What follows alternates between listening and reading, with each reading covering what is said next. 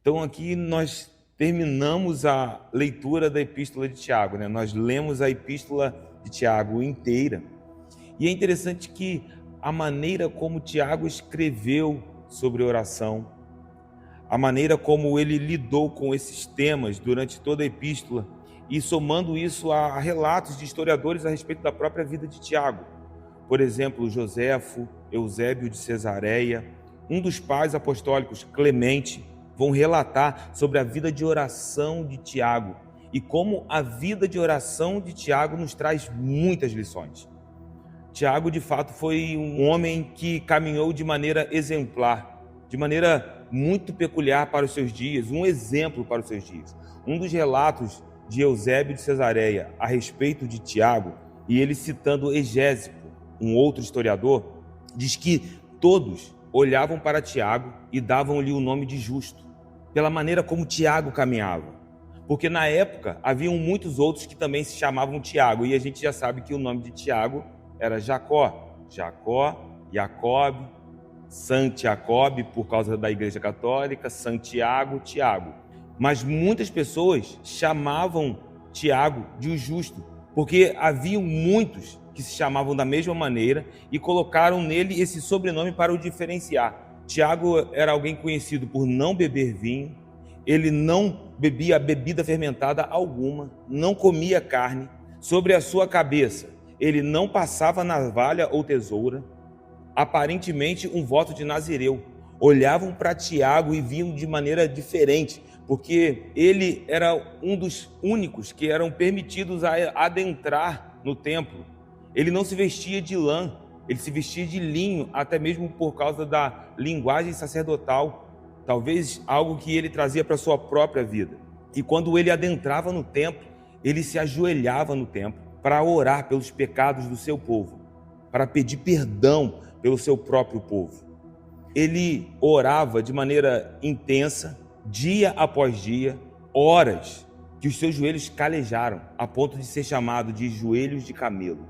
Então imagine alguém com uma vida com essa descrição. E assim, ele, ao adentrar ao templo, ele passava horas ajoelhado, orando e adorando ao Senhor. A retidão de Tiago era tão clara que esse sobrenome era inegável. Todos o reconheciam de fato como Tiago, o justo. E alguns ainda usavam uma outra expressão, oblias, que em grego quer dizer proteção do povo e justiça. Esse era Tiago. A vida de oração de Tiago, a vida cristã de Tiago, era uma vida que impactou Jerusalém de uma maneira tão intensa que os próprios fariseus e doutores da lei, os escribas, começaram a se incomodar com isso e tramaram de maneira traiçoeira a morte de Tiago.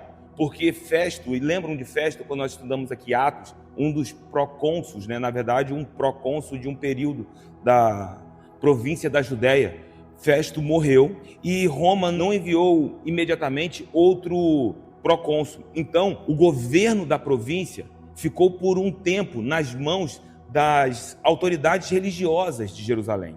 Isso foi uma oportunidade para eles tramarem, arquitetarem um plano contra a vida de Tiago. E aí o que eles pensaram? Vamos levar Tiago até o templo e vamos pedir para que ele suba no pináculo do templo e ele comece a testemunhar a respeito de Cristo. E Tiago fez exatamente isso. Ele foi até o pináculo do templo e começou a testemunhar sobre Cristo. As multidões ali que estavam ajuntadas começaram a ouvir. Mas qual era o plano dos fariseus? Que à medida que Tiago começasse a testemunhar a respeito de Cristo, que isso causasse um alvoroço e as pessoas começassem a se incomodar com Tiago. Só que o plano saiu exatamente ao contrário. Eles começaram a ouvir o testemunho de Tiago e creram na palavra de Tiago. Muitos começaram a acreditar em Jesus e aquilo causou um problema para os fariseus. Então eles subiram e jogaram Tiago do pináculo do templo. Quando ele cai no chão, ele ainda não morre. Então os fariseus, os escribas, começam a agitar a multidão e começam a apedrejar Tiago. Nesse momento, Eusébio de Cesareia diz que Tiago se vira, se coloca de joelhos e aí ele começa a orar. No momento em que ele está sendo apedrejado, e a sua oração é: eu te peço, Senhor Deus e Pai, perdoa-os porque não sabem o que fazem. No momento do apedrejamento, Tiago coloca-se de joelhos, como ele sempre viveu, e ora pelo povo, ora por aqueles que estão lhe apedrejando. E então um tecelão que estava junto com a multidão, ele pega a madeira que costumava bater os tecidos e então acerta a cabeça de Tiago e Tiago morre ali, dessa maneira. A vida de Tiago é uma vida que causou um impacto em Jerusalém. Tanto que o judaísmo no século I era dividido por seitas, podemos dizer assim. Haviam diferentes seitas dentro do próprio judaísmo. Haviam os fariseus, saduceus, os essênios. Uma parte dos essênios um pouco mais extremista, os zelotes. E os essênios eram conhecidos pela sua maneira diferenciada de viver, porque eles olhavam para os fariseus, olha isso, e os essênios consideravam os fariseus descomprometidos com a Torá. E os fariseus eram exímios cumpridores da lei, mas os essênios olhavam para os fariseus e consideravam os fariseus descomprometidos com a lei, com a Torá. Mas quando eles falavam de Tiago, falavam que a vida de Tiago era uma vida exemplar. Isso nos ajuda a entender quem era Tiago. Tiago se tornou uma voz do Evangelho para todos aqueles que conheciam a sua vida. Uma vida exemplar. A maneira como nós vivemos, isso comunica o Evangelho. A maneira como que você carrega essa palavra, manifestando essa palavra no seu lugar de trabalho, isso se torna uma voz do Evangelho em cada um desses lugares. E eu oro para que a nossa vida seja uma manifestação dessa palavra viva. Que aonde nós chegarmos, que o Evangelho seja declarado. Muitas vezes nós não precisamos sequer abrir a boca, mas a nossa conduta declara a presença de Cristo naquele lugar. Então Tiago, com a maneira de viver, ele anunciava o Evangelho, se tornou uma voz para todos aqueles que o conheciam. Só que com a morte de Tiago, começa a haver um alvoroço em Jerusalém. E aí Roma envia então o general Tito, e nós sabemos o que isso representou na história, porque Tito foi o responsável pelo cerco de Jerusalém, a destruição de Jerusalém, a ponto do historiador Joséfo declarar em seus escritos que as orações de Tiago cobriam Jerusalém, porque ele vivia em oração. Agora eu gostaria que você pensasse nisso. Pense no poder de uma oração. Pense no poder de uma oração a ponto de cobrir uma cidade inteira. A nossa vida de oração pode cobrir a nossa casa. A nossa vida de oração pode cobrir o nosso bairro, pode cobrir cidades. Que possamos encontrar o segredo e a beleza do lugar de oração. Porque à medida que nós entramos no lugar de oração, nós nos tornamos ali aqueles que intercederão. E eu creio, meu irmão, que no lugar de oração existe resposta. Nós podemos cobrir o nosso bairro no lugar de oração. Sabemos que nós vivemos tempos difíceis, tempos de tensões, tempos que às vezes até nos coloca em preocupações. Mas à medida que nós adentramos no lugar de oração, creia que em nome de Jesus o Senhor está nos ouvindo. Ele nos ouve no lugar de oração. Meu irmão, pegue essa palavra e saia daqui para viver isso, porque se você lançar isso na tua maneira de viver, se prepare, porque você cobrirá a tua casa em nome de Jesus.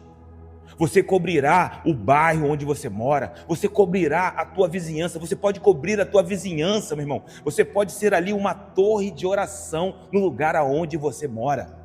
Tiago se tornou uma torre de oração em Jerusalém, a ponto do historiador Joséfo entender, na sua maneira, de que a vida de Tiago era uma vida que cobria Jerusalém em oração. Então Tiago termina a sua epístola e ele encerra tocando em 3 questões fundamentais, e todas elas refletem no modo de falar, porque Tiago, durante toda a epístola, ele teve essa preocupação, o poder da língua, aquilo que nós falamos, aquilo que nós liberamos. E a parte final da epístola de Tiago vai tocar no versículo de número 12, sobre os votos frívolos, os votos inconsequentes. Dos versículos 13 a 18, ele vai falar sobre a fala no lugar de oração. E veja que do versículo 13 até o versículo 18, a palavra oração aparece em todos os versículos. Ele vai falar sobre oração ou sobre orar. em todos os versículos aparece a palavra oração.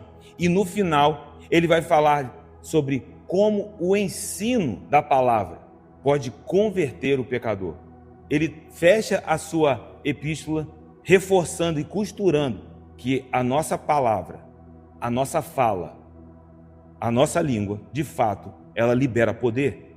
Então, no versículo de número 12, ele entra na questão dos juramentos frívolos, a maneira inconsequente de fazer os seus votos. E o Antigo Testamento, ele não proíbe fazer votos. É interessante porque quando você lê o versículo de número 12, ele diz: acima de tudo, porém, meus irmãos, não jureis nem pelo céu, nem pela terra, nem por qualquer outro voto. Antes seja o vosso sim, sim, e o vosso não, não, para não cairdes em juízo. Mas quando olhamos para o Antigo Testamento, nós vemos que as Escrituras não trazem uma proibição no sentido de que o juramento não poderia ser feito. Até mesmo porque se você abrir a sua Bíblia em Levítico, capítulo de número 19, verso de número 12, e esse capítulo é um capítulo muito relevante para Tiago, porque ele fala da lei régia, amarás ao teu próximo como a ti mesmo, e é um texto que está dentro desse capítulo. E aí quando você olha Levítico 19, 12, olha o que ele diz: nem jurareis falso pelo meu nome, pois profanaríeis o nome do vosso Deus. Eu sou o Senhor. Então, dentro do mesmo contexto, onde Tiago citou sobre o amor ao próximo, agora ele está falando sobre o juramento, mas não jurar em falso. Não jurar em falso, ou fazer um falso testemunho, um falso voto em nome do Senhor. Porque qual é a preocupação aqui? A preocupação é que não só os fariseus, mas o próprio povo, ao fazer os votos, os seus juramentos, eles procuravam fazer os seus juramentos com as coisas sagradas. Mas, se eles jurassem por algo sagrado, como por exemplo, pelo nome do Senhor, eles não poderiam deixar de cumprir esse voto, de cumprir esse juramento. Então, o que eles faziam? Vamos jurar por coisas menos sagradas. Vamos jurar pela terra, vamos jurar pelo santuário, vamos jurar pelas ofertas. E começaram a jurar por coisas menos sagradas, se é possível se dizer isso. Mas por que eles faziam isso? Porque uma vez que eles faziam esse tipo de juramento por coisas menos sagradas, e eu coloquei isso nas minhas anotações, até entre aspas, eles viam isso como uma forma de escapar do juramento. Então a preocupação é que eles estavam usando uma brecha para poder escapar e fazer os seus falsos juramentos. Não, olha, eu não estou jurando em falso, ou fazendo um falso juramento em nome do Senhor. Eu fiz um falso juramento, mas eu fiz pelo meu celular. Eu não fiz em nome do Senhor. Então era exatamente a maneira como eles estavam tentando cumprir, sabe, a lei, mas cumprindo de maneira que pudessem se favorecer. Isso vai ao encontro até mesmo do ensino de Jesus no Sermão do Monte. Jesus falou sobre isso, que não deviam jurar pelo céu nem pela terra, não fazer juramentos, mas esses falsos juramentos, porque eles estavam jurando por qualquer coisa e então eles mentiam. E a nossa palavra, ela deve ser consistente. A nossa palavra deve ser confiável. Sabe, um cristão precisa ser alguém que caminhe de maneira, ao falar, ser completamente desnecessário fazer um juramento. Não é necessário que você venha falar comigo e para que você acredite que eu estou falando a verdade, eu preciso fazer um juramento. Nós precisamos caminhar com uma palavra consistente, confiável. Imagine isso, meu irmão. Sabe, a palavra de um cristão precisa ter crédito. E, infelizmente, o que nós ouvimos é que, antigamente, quando se falava que alguém era um cristão, cara, aquela pessoa tinha um crédito nessa palavra. Era possível de alguém chegar em um comércio e dizer, eu sou um pastor. E ali, por ele se apresentar dessa maneira, entender que essa pessoa era uma pessoa de palavra. Mas, infelizmente, isso se perdeu na história. Parece que as pessoas começaram a se corromper e a palavra perdeu o seu crédito. E Tiago está dizendo, irmãos, a nossa palavra precisa ser sim, sim, não, não. Se caminharmos dessa maneira, meu irmão, isso modifica A pessoa olha para você e fala assim: não, eu posso acreditar no meu irmão, naquilo que ele está dizendo, porque ele é um homem de Deus, porque ela é uma mulher de Deus. Que se levante uma geração assim, que à medida que venhamos caminhar nos lugares aonde nós estamos plantados, porque a epístola de Tiago é uma epístola prática, sejamos conhecidos pelas nossas atitudes, mas que também sejamos conhecidos por pessoas que carregam a palavra da verdade, em nome de Jesus. Nós podemos caminhar dessa maneira, temos que cuidar daquilo que falamos, sabe? Porque muitas vezes as pessoas começam a dizer que vão fazer coisas, mas elas não fazem, e isso é muito ruim. Quando você promete fazer algo, se compromete em fazer algo, e você não faz por relaxamento, isso é pecado. Quando você tem uma questão que lhe impede de fazer, isso é uma outra coisa, isso é um impedimento, algo que talvez seja até de força maior. Mas existem pessoas que às vezes começam a prometer a fazer isso, prometer fazer aquilo, e sabem que terão dificuldade de realizar, mas elas fazem isso para criar ali um tipo de engajamento. Talvez você até conheça pessoas que caminham dessa maneira. Tiago está falando assim, no sentido de que a pessoa se compromete em fazer algo, sabe? Olha, eu vou colocar esse copo d'água aqui. Cara, vocês vão esperar que eu coloque esse copo d'água aqui. Só que ao invés de eu colocar esse copo aqui, eu estou fazendo qualquer outra coisa. Eu não me preocupo em colocar esse copo d'água. Mas eu disse isso porque se as pessoas me ouvissem dizer que eu colocaria esse copo sobre essa mesa, as pessoas iriam falar comigo, iam achar legal, e eu ia ali criar um tipo de vínculo, chamar a atenção. Infelizmente, um lugar onde nós vemos isso acontecer de maneira tão constante é no meio da política. Por que políticos muitas vezes são mal vistos? E às vezes pessoas até sérias acabam sendo colocadas dentro de um pacote no sentido de terem dificuldades de se acreditar nessas pessoas. Porque nós estamos acostumados a ver pessoas que prometem e não cumprem. Mas nós que estamos em Cristo, cara, nós precisamos ter uma postura diferente. Nós fomos chamados para carregar a palavra da verdade. Jesus é alguém confiável. Jesus é alguém íntegro. E quando eles verem essa verdade em nós, quando verem essa integridade em nós, isso não reflete a nossa natureza por si só. Eu quero que você se alegre, meu irmão, porque se eles encontrarem integridade em você, isso é a imagem de Cristo na tua vida. Se eles encontrarem essa verdade na maneira como você fala, isso não é sobre a tua natureza por si só, mas é porque Cristo está refletindo na tua vida. Então celebre, tome posse disso, caminhe dessa maneira, porque isso refletirá o céu sobre a face da terra. Que a nossa palavra seja sim, sim e não, não. Porque o que passar disso sem arrependimento, Tiago deixa de maneira muito clara, isso nos coloca em lugar de risco de juízo. O que Tiago está falando? É pecado. E você corre o risco de ir para o inferno. Porque você caminha fazendo as suas palavras serem falsas. Não está preocupado com a verdade. Não está preocupado em manter a sua palavra. Mas que em nome de Jesus, a credibilidade de Cristo seja manifesta em nós e através de nós. Que a integridade de Cristo seja conhecida através da sua jornada em nome de Jesus. Então Tiago ele já começa a fazer a conclusão da sua epístola, apontando para um tipo de fala inapropriada.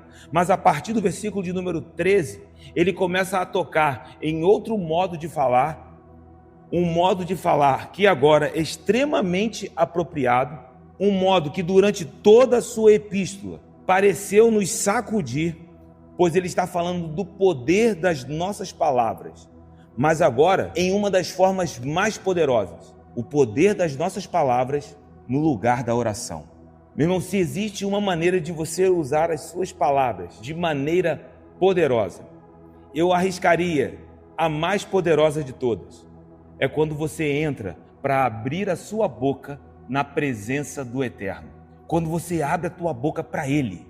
Quando você começa a declarar o seu coração para Ele. Quando você entra no lugar de oração para exaltar o nome dEle. Essa é a maneira mais poderosa que podemos usar a nossa palavra. É o lugar onde entramos em audiência com o Eterno, que Ele nos ouve E nós sabemos que nós temos a nossa vida, as nossas lutas, a nossa jornada.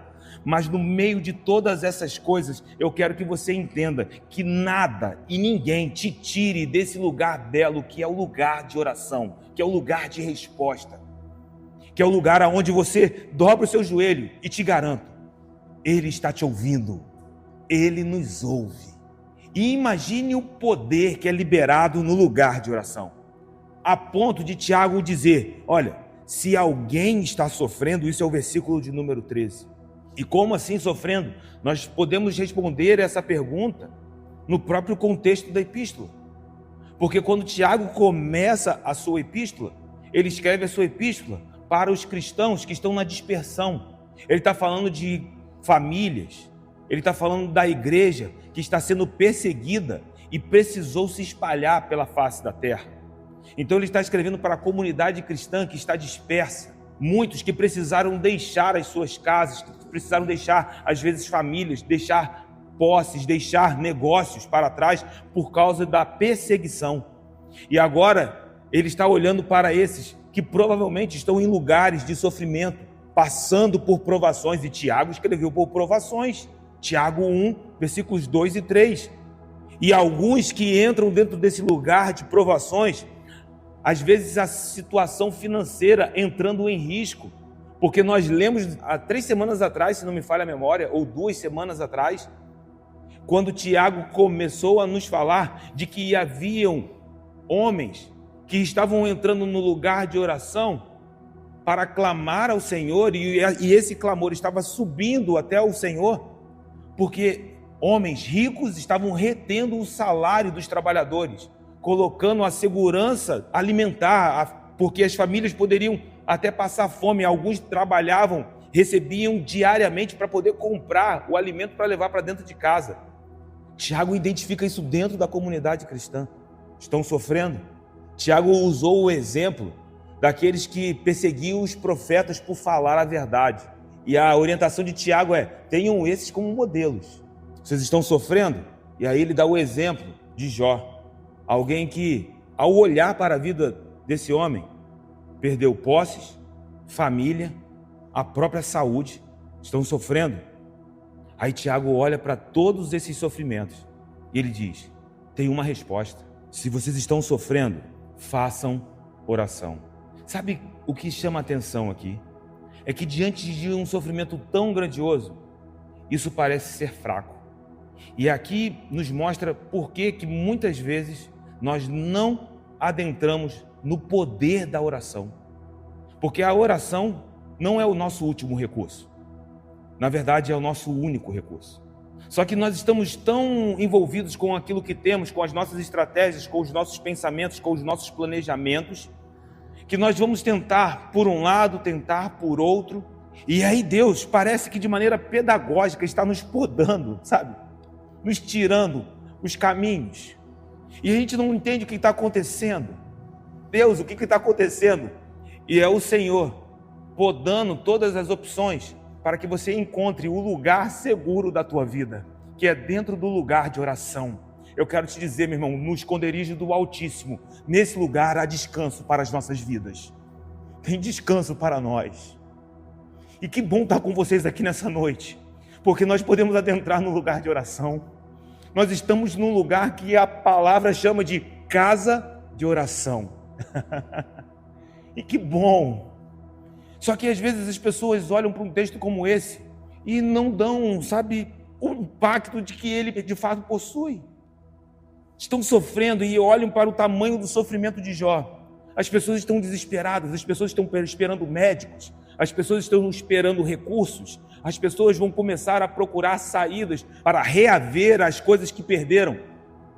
Aí o que Tiago diz? Se vocês estão no meio do sofrimento, entre no lugar de oração, porque no lugar de oração nós temos respostas.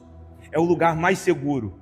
E eu louvo a Deus por isso, porque quando nós adentramos neste lugar, os ouvidos do Todo-Poderoso estão atentos àquilo que nós estamos declarando. Que nesta noite, nesta casa de oração, o Pai possa ouvir aquilo que nós estamos clamando a Ele, meu irmão. Que essa noite seja uma noite de respostas em nome de Jesus. Tem graça dele aqui nessa noite. Meu irmão, dá vontade, sabe, de correr, porque eu sinto que há graça dele aqui nessa noite. Essa é a chave para a nossa vitória, meu irmão. É quando nós somos capazes de entender que a oração não é o recurso mais fraco, mas é o recurso mais poderoso que o Senhor deu nas mãos da igreja.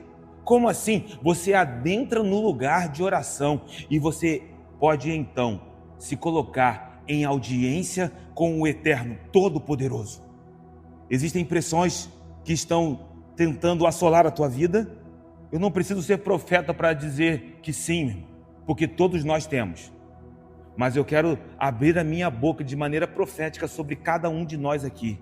No lugar de oração, há respostas. Há respostas dos céus para nós aqui nessa noite. E Ele já está falando conosco aqui. Então, se alguém está sofrendo, faça a oração. Mas não olhe isso como algo fraco, mas veja isso, meu irmão, que a oração tem muito mais poder do que qualquer uma arma que o homem possa construir. Que possamos levantar essa bandeira nesta noite. E eu sinto um peso de oração aqui nesta casa. Glórias a Deus por isso. Então faça a oração.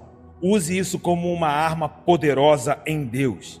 Mas ele diz, mas se alguém está alegre, cante louvores. Em algumas versões, cante salmos, porque a palavra grega ali é psalo. Se alguém está alegre, eu quero te dizer, meu irmão, que a única forma correta de se responder a isso é louvando ao Senhor. Ah, eu estou alegre e vou fazer uma festa. Você não está impedido de fazer a sua festa, mas eu te garanto que a primeira resposta precisa ser, Senhor, eu te louvo. Porque a maneira como a adoração, o louvor se apresenta nas próprias Escrituras, nos apontam para isso. A primeira vez que a palavra louvor aparece na Bíblia, ela aparece vindo da palavra hebraica yadá, que significa ação de graças. E eu costumo dizer que a ação de graças é uma resposta inevitável. Como assim, Zeca? Uma resposta inevitável é uma resposta que você não tem como deixar de dar. Se você está com sono, não adianta botar um prato de comida na tua frente. Porque você pode até comer, mas isso não vai responder ao seu sono. Porque a resposta inevitável para o sono é o quê? Dormir. Mas se você tiver com fome, não adianta te botar numa cama bem quentinha, com um colchão bem, sabe, aqueles colchões que te abraçam, você ali, sabe, com um edredom, um ar-condicionado, aquele clima perfeito para dormir. Você pode até cochilar, mas quando você abrir os seus olhos, você continuará com fome. Por quê? Porque a resposta inevitável para a fome é comer. E por que a ação de graças é uma resposta inevitável? Uma vez que você entende que você foi alcançado pela graça, que você foi tocado por essa graça, que ela adentrou na tua vida, só existe uma maneira de responder a ela: eu te louvarei. E então respondemos em ação de graças. A primeira vez que a palavra louvor aparece na Bíblia, ela aparece dessa maneira: Yadá, Senhor, eu te louvo. E essa é a canção de Lia nas Escrituras. Uma mulher que passou por uma situação de pressão, mas ela viu a boa mão do Senhor sobre a vida dela. Eu quero declarar essa palavra sobre a sua vida aqui nessa noite também, meu irmão. Porque o Senhor, Ele tem refrigério para a tua jornada.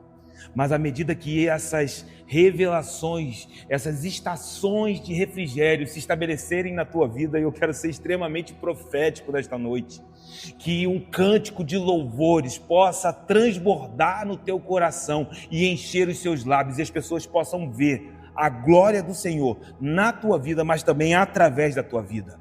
Então, se alguém está sofrendo, entre no lugar de oração, porque essa é a arma mais poderosa que foi confiada nas mãos da igreja.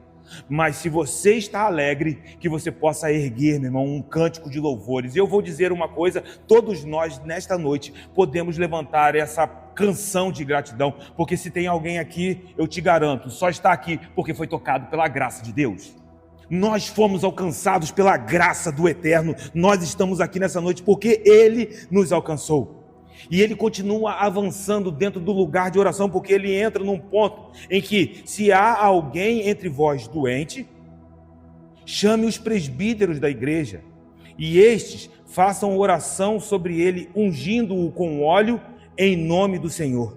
E a oração da fé salvará o enfermo. Em algumas versões, se não me falha a memória, a NVI, curará o enfermo, e o Senhor o levantará. E se houver cometido pecados, ser-lhe-ão perdoados. Há algum enfermo?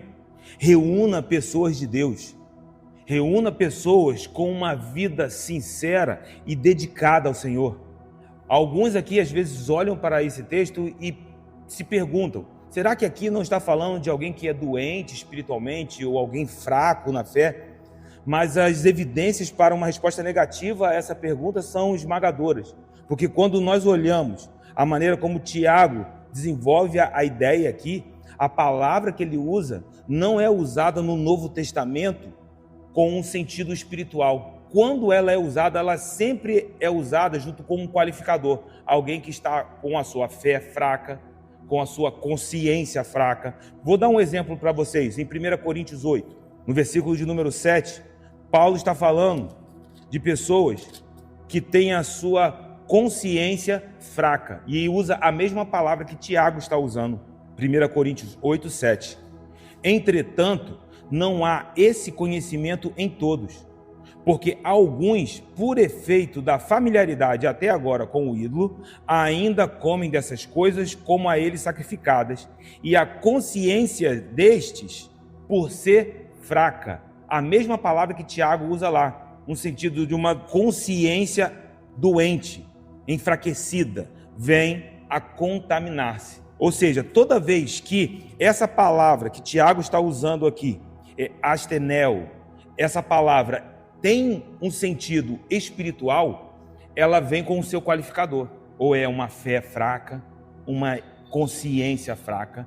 Mas quando essa palavra aparece sozinha nos evangelhos, elas sempre estão associadas a doenças físicas, da mesma maneira como Tiago está usando aqui.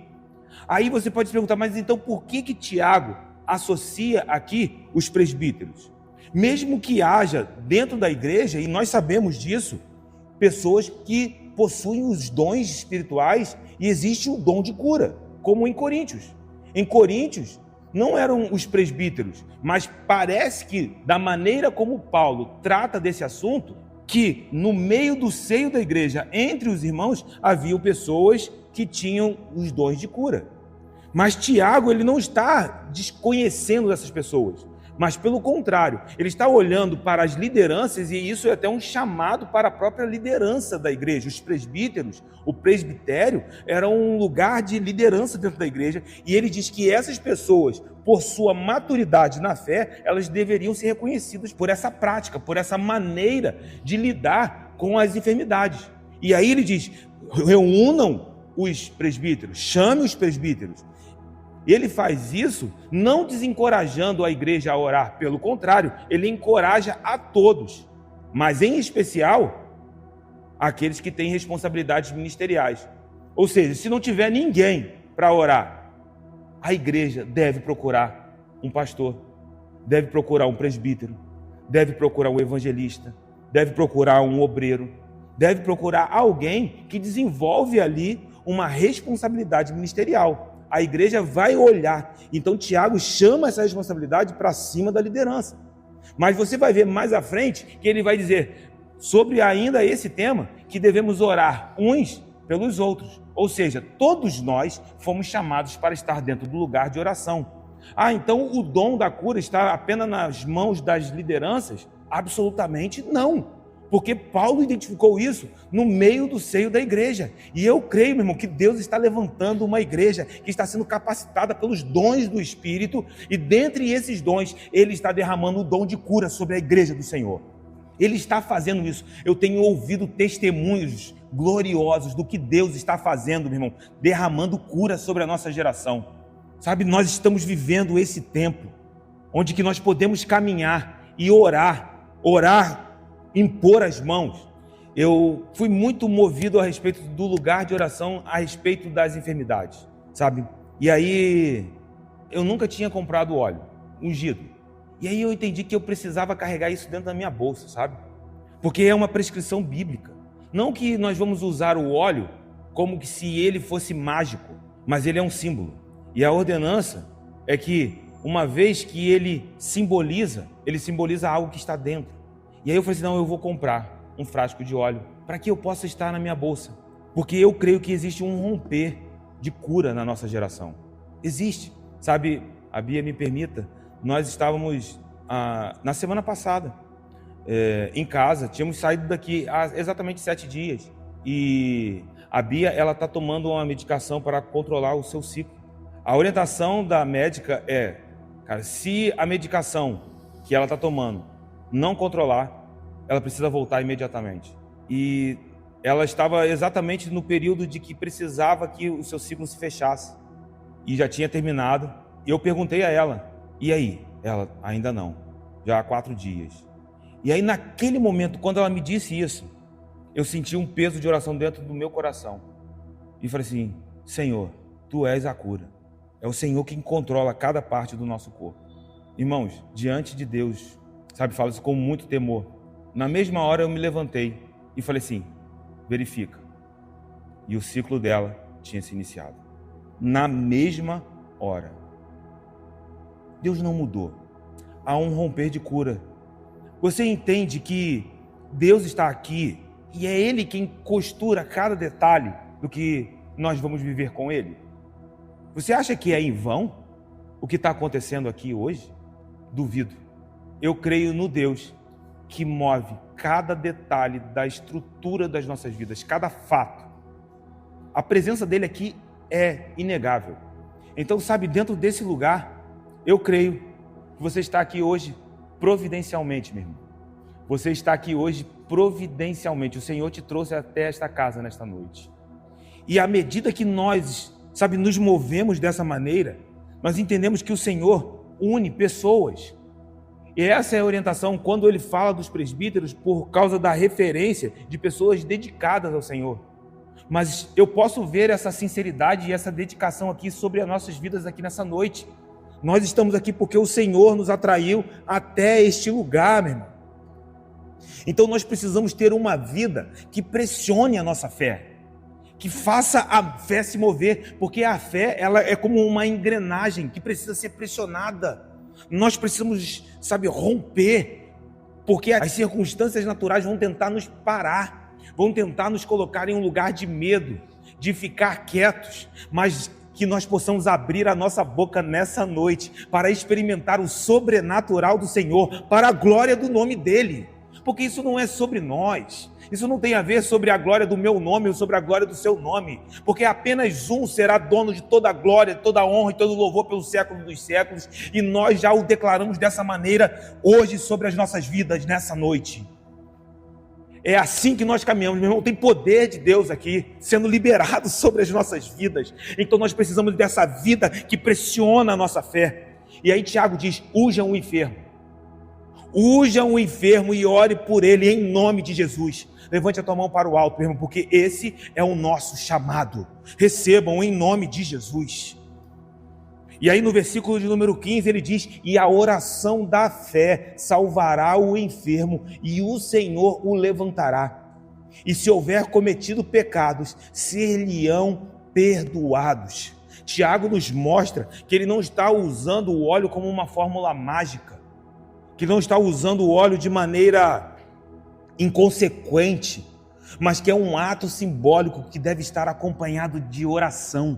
Por isso que quando eu falo do óleo, não falo dele como se fosse um amuleto, porque o óleo por si só não é nada.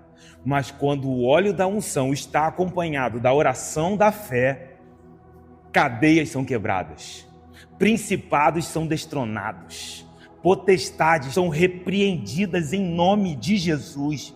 Que potestades sejam repreendidas em nome de Jesus, que a unção da cura seja derramada sobre nós para a glória do Senhor, a oração da fé, meu irmão. E isso não é realizado porque há manifestações do meu próprio entendimento. A oração da fé é algo tão poderoso, porque alguém pode dizer, olha, o fogo está caindo, tem pessoas falando em línguas estranhas, esse é o ambiente propício para a oração da fé. Não. Porque a oração da fé ela precisa estar fundamentada na fé, que é o firme fundamento das coisas que não se veem, a certeza das coisas que se esperam. É quando nós não estamos vendo, é quando tudo parece ser contrário. Então rompemos em oração, com a oração da fé. E a oração da fé curará o enfermo. Essa é a obra de Cristo. Esse foi o chamado que ele confiou nas mãos da igreja. Isso não tem a ver, meu irmão, com a nossa bondade. Isso tem a ver com graça. Isso tem a ver com o plano dele que glorifica o nome dele. Sabe, é exatamente por não vermos algo acontecer como um movimento sobrenatural é que nós somos chamados para crescer em fé, se mover de maneira em que iremos além dos olhos naturais para penetrar no sobrenatural e acessar aquilo que está escondido, mas reservado para todos aqueles que creem em um nome de Jesus. Sabe, as declarações de fé sempre vão confrontar a realidade. Você olha para a tua realidade e aquilo diz: não pode ser vencido. Você olha para a realidade, tudo diz que não. Você olha para a realidade e isso te coloca em uma posição de desvantagem, de desfavorecimento. Então, dentro desse lugar, eu quero te dizer, esse é o ambiente favorável, específico, para que a oração da fé seja levantada. Meu irmão, que nesta noite, clamores de fé sejam levantados neste lugar, em nome de Jesus. E há fé nesse lugar, eu sei que fé está sendo movida. A oração da fé curará o enfermo. Na minha versão aparece salvará, porque o verbo sozo, tem até banda, ministério de louvor chamado, sozo, de salvação. Mas essa palavra, ela também é aplicada no sentido de curar, de restaurar. É quando nós estamos num lugar que precisamos de que a graça adentre. E ele vem para trazer cura em nome do Senhor Jesus. Quando vemos esse verbo nos evangelhos, ele é usado frequentemente para retratar as curas. Por exemplo, em Mateus, capítulo de número 9, versículo de número 21, é a cura da mulher enferma, da mulher do fluxo de sangue.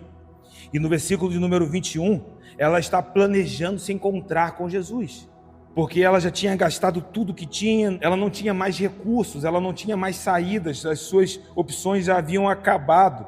Lembra que nós estávamos falando aqui quando Deus começa a podar os caminhos para nos mostrar que só existe um caminho? E a mulher estava ali padecendo há anos. E aí dentro do seu plano ela disse: se eu tocar na orla da veste, é o que diz o versículo 21. Ela dizia isso consigo mesma: se eu apenas lhe tocar a veste, ficarei sozo, curada. Veja que aqui a palavra não é salvar. Ela não estava ali procurando a sua salvação. Ela estava há 12 anos procurando a sua cura. E ela disse que apenas um toque. Meu irmão, Deus quer nos tocar nessa noite. Eu quero ouvir o céu nesse lugar. Ele quer nos tocar nessa noite. Então nós somos chamados a esse lugar. Nós oramos em fé. E o Senhor vem. Nós clamamos e Ele vem. Porque Ele é a nossa única porta. Sabe, o Senhor tem me ensinado algo no lugar de oração. E isso não é uma declaração do tipo uma reza, mas é uma frase que eu sei que possui efeito dentro de mim. Ele é a minha única porta. Única porta. Eu tenho sentido o Senhor me levar a um lugar onde que eu já não espero mais, sabe, de outro lugar, a não ser da minha única porta. Eu descobri que no lugar de oração, eu tenho a porta certa para bater. Cara, se eu descobrir isso, por que eu vou bater em outra porta? Se você está amadurecendo no lugar espiritual, se você está amadurecendo no mundo espiritual, para que você vai regressar? Por que você vai retroceder? Meu irmão, Jesus é a porta segura. E no lugar de oração, nós oramos em fé e o Senhor vem. E o que nós vemos na maneira como Jesus nos ensina é que o enfermo é levantado do seu leito. E se houver pecado, isso é até bom, porque veja, Tiago nos ajuda a não cair em um erro que os fariseus, os judeus costumavam cair, porque ele diz: e se houver pecados, os pecados serão perdoados. Ele diz que se houver, é que de fato pode ter alguém que está doente e isso não é fruto de pecado. Quando Jesus caminhava com seus discípulos e viram o cego de nascença, a pergunta que foi feita a Jesus foi essa: quem pecou? Ele ou os seus pais? E Jesus deixou de maneira muito clara que aquela enfermidade não era fruto de um pecado, não era consequência de um pecado. Olhamos para a própria vida de Jó e vemos em Jó alguém que a sua vida era uma vida exemplar. O próprio livro de Jó, e nós comentamos isso na semana passada, o próprio livro de Jó deixa de maneira clara que em nada Jó pecou. Ou seja, o que Jó enfrentou não era fruto de pecado. Então, quando Tiago trata o texto dessa maneira, ele nos protege, porque ele diz: a oração de fé curará o enfermo, mas se houver pecados, e se houver pecados, eles serão perdoados. Veja que Tiago nos protege, porque esse se torna uma partícula importante para que nós não venhamos cair nesse tipo de tropeço. A oração feita com fé, ela traz cura. E isso precisa ser colocado dentro do nosso coração de maneira constante. Eu gostaria de te encorajar a você lutar com essa palavra nessa noite, para que ela se torne uma arma espiritual na sua jornada. Porque nós fomos chamados para avanços. Nós estamos orando nessa casa sobre avanços espirituais. E eu não temerei adentrar nos lugares que o Senhor está nos chamando para trilhar com Ele. Nós podemos avançar. Nós podemos encontrar esse lugar que é um lugar de resposta, um lugar de cura. Eu sei que na parousia, na volta de Cristo, nós seremos completamente curados. Mas quando eu olho para isso, eu sei que isso é a colheita. E nós já entendemos aqui, nós estamos caminhando, meu irmão, há tempos aqui estudando juntos, que a colheita está lá, mas os primeiros frutos estão aqui. Então, se alguma cura acontecer neste tempo, isso ainda não é a colheita, mas é um primeiro fruto que antecipa a eternidade, é um antegozo da eternidade, é uma antecipação das bênçãos, é uma primícia do Espírito sobre as nossas vidas, porque se existe cura, é um dom do Espírito.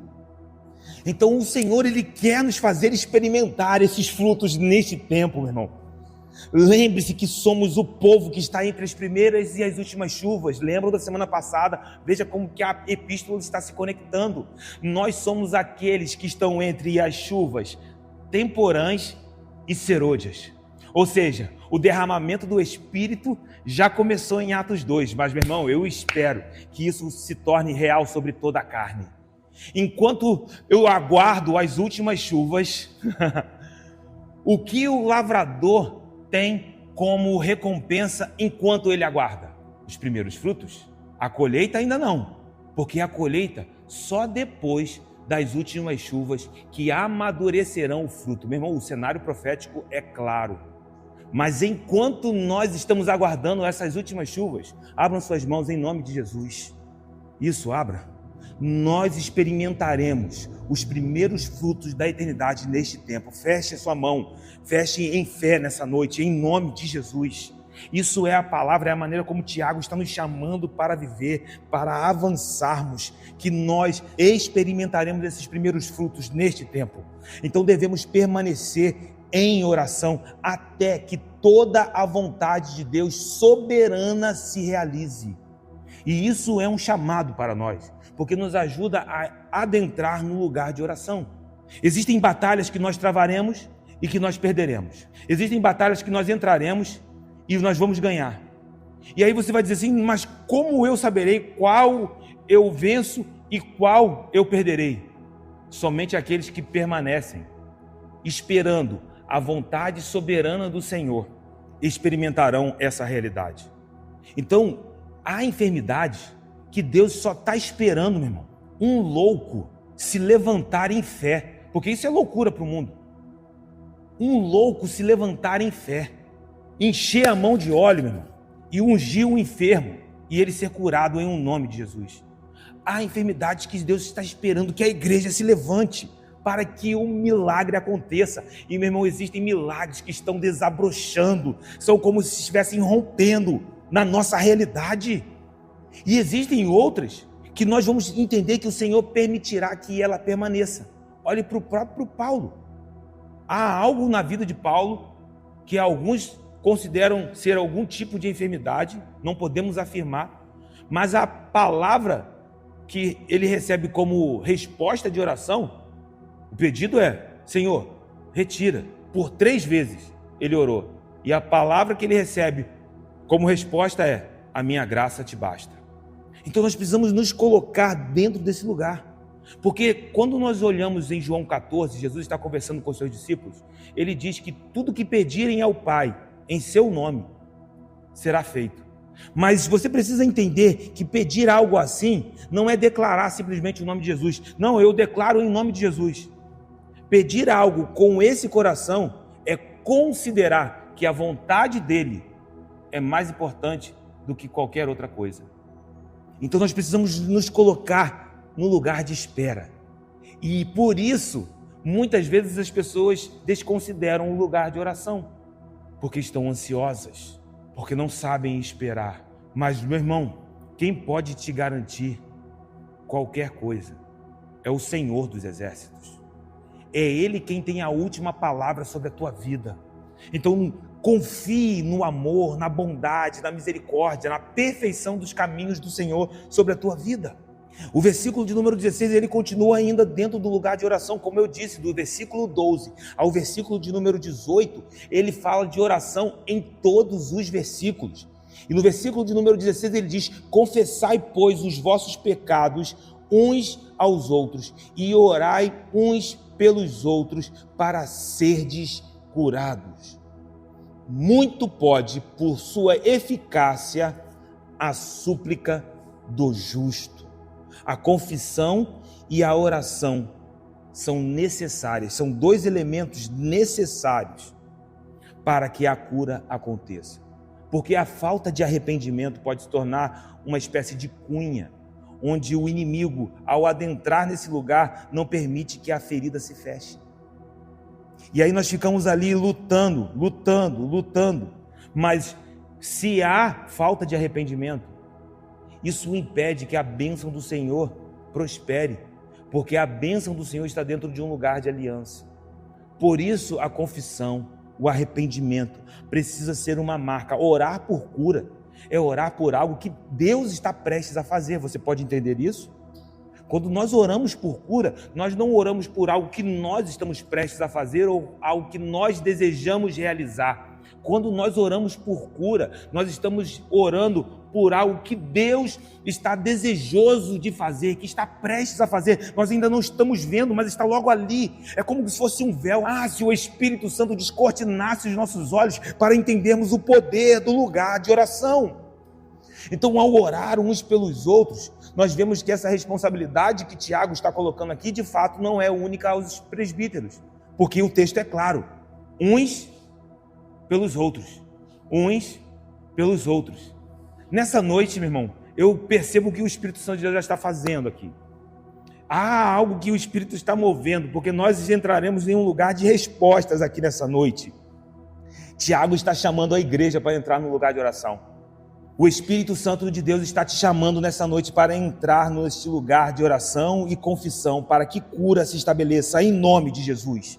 Porque a oração, ela é poderosa no seu operar, ela é eficaz, ela é eficiente.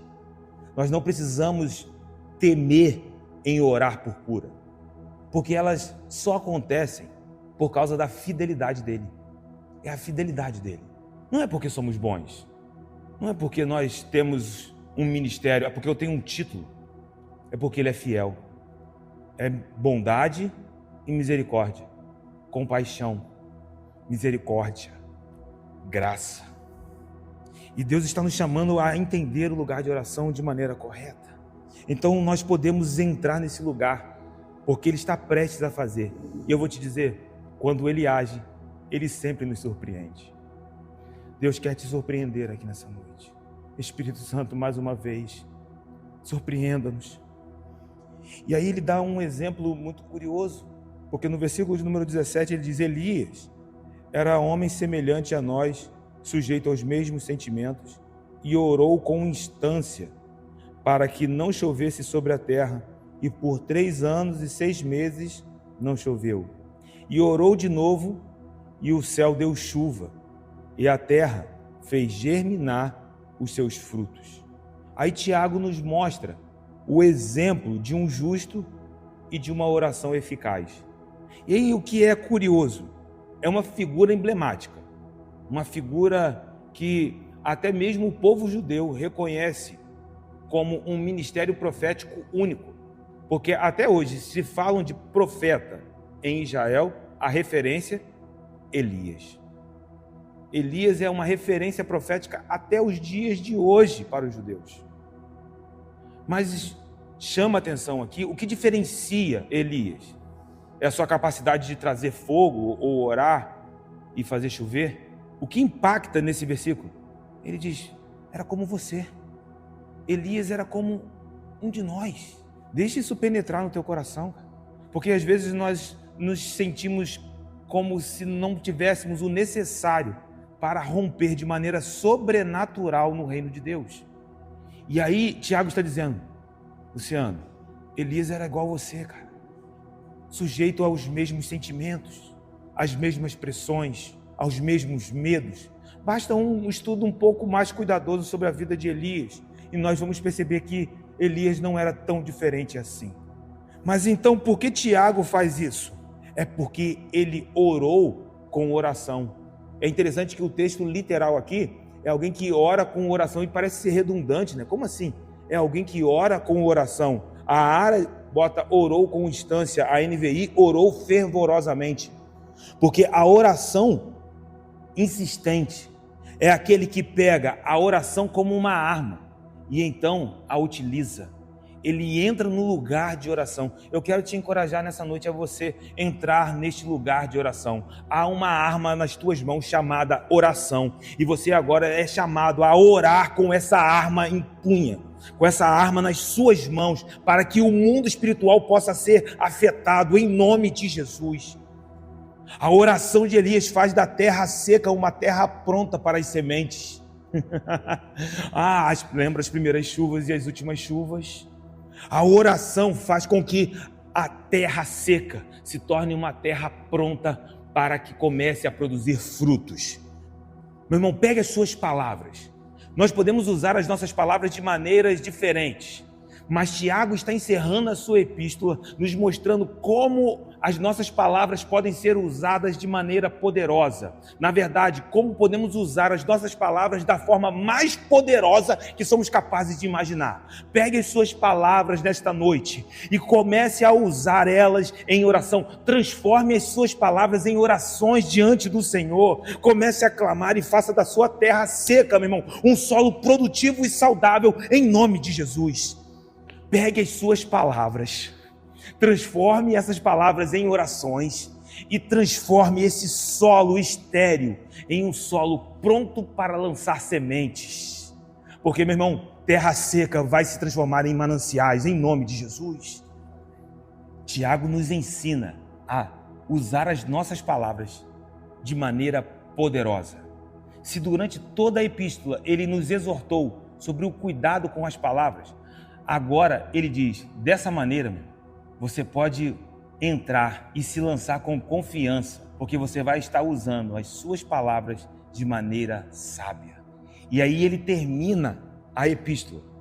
Meus irmãos, e se algum entre vós se desviar da verdade e alguém o converter, sabei que aquele que converte o pecador do seu caminho errado salvará da morte a alma dele e cobrirá multidão de pecados. Então Tiago não termina a sua epístola com saudações. Tiago não termina a sua epístola com bem-aventuranças. Talvez o que seria esperado para uma carta. Como que Tiago termina a sua epístola? Nos chamando para a ação. Nos chamando da maneira como a epístola se apresentou como um todo. Ele está nos chamando à prática. Ele está nos chamando a nos mover, a fazer com que essa palavra se torne viva e uma manifestação do poder dela sobre a face da terra.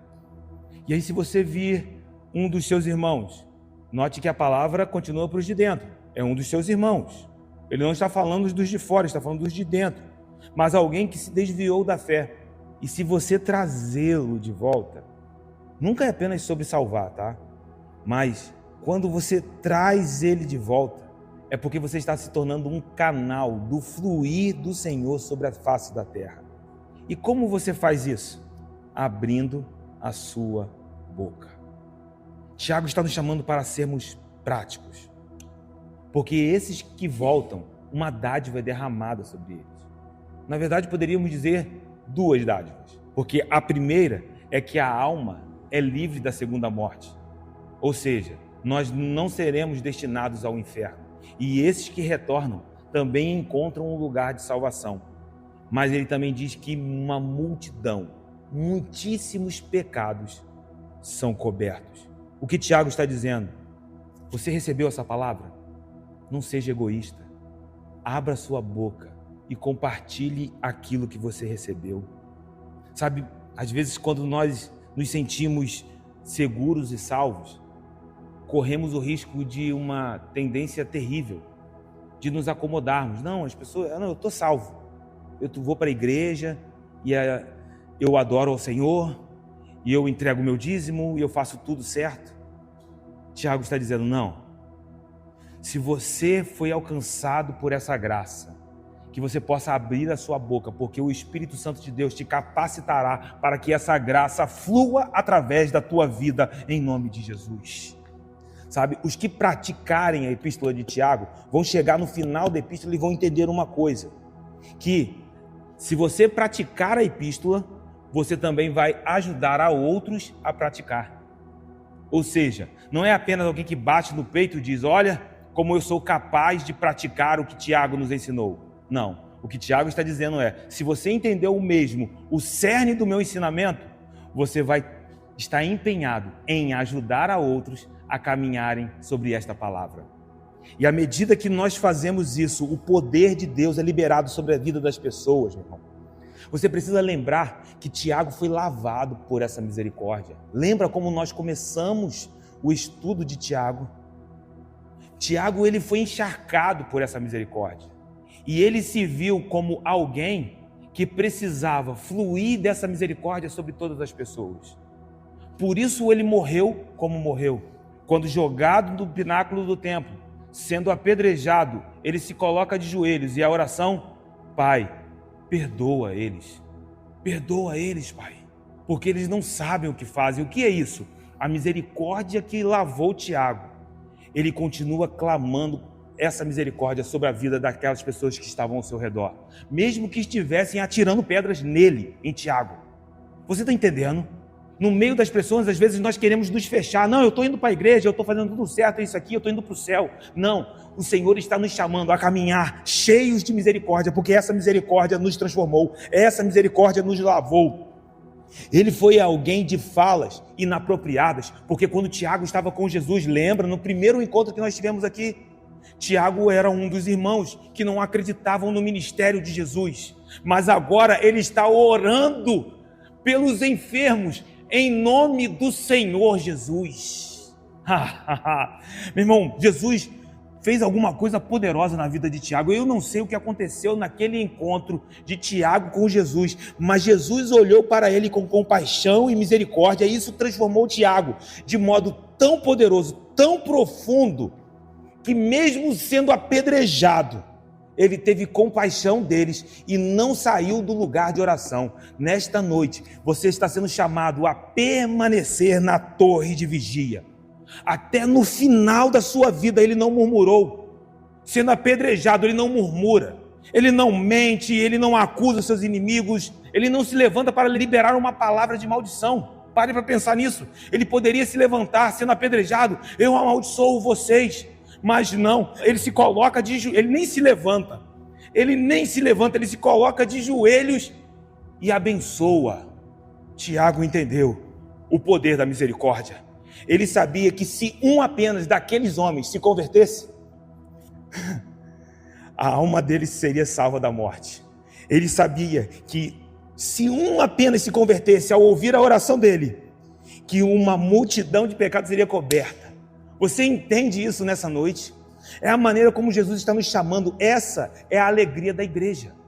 Essa é a alegria do povo de Deus ao ver um pecador que se arrepende. Quando às vezes uma pessoa vem à frente e nós dizemos, tem festa no céu acontecendo, porque nós estamos vendo ali uma multidão de pecados que está sendo coberta, mas uma multidão de pecados que está sendo coberta, como que também na nossa vida, um dia também foi.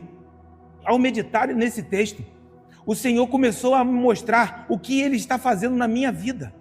Porque quando uma pessoa vem à frente e ali, meu irmão, uma festa no céu está acontecendo, porque a alma daquela pessoa está sendo livre do inferno, e uma festa está acontecendo, o Espírito Santo de Deus começou a ministrar. Essa mesma misericórdia foi liberada sobre você. Então, quando você celebra isso acontecendo na vida do seu irmão, é porque você experimentou o frescor dessa misericórdia.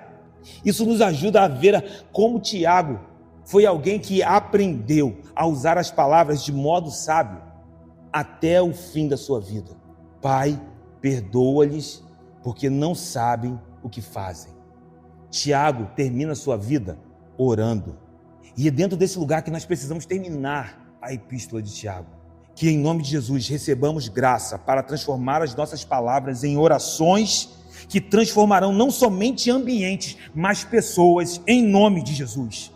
Palavras proféticas fluirão de nós, porque a misericórdia que nos lavou também fluirá de você em nome de Jesus. Como Tiago foi lavado pela misericórdia, ele fluiu dessa misericórdia até o fim. E eu declaro sobre as nossas vidas nessa noite, que essa misericórdia que nos lavou, ela possa fluir através das nossas vidas, para que se cumpram todos os propósitos de Deus que estão reservados para as nossas vidas. Espírito Santo de Deus, obrigado por ensinar a usar as nossas palavras, de maneira, ó Deus, que transformamos essas palavras em oração. Tu estás neste lugar, nós jamais seremos os mesmos.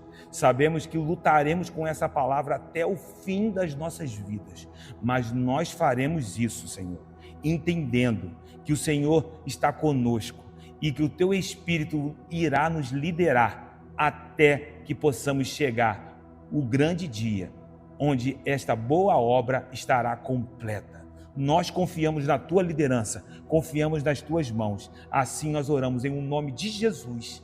Amém e graças a Deus.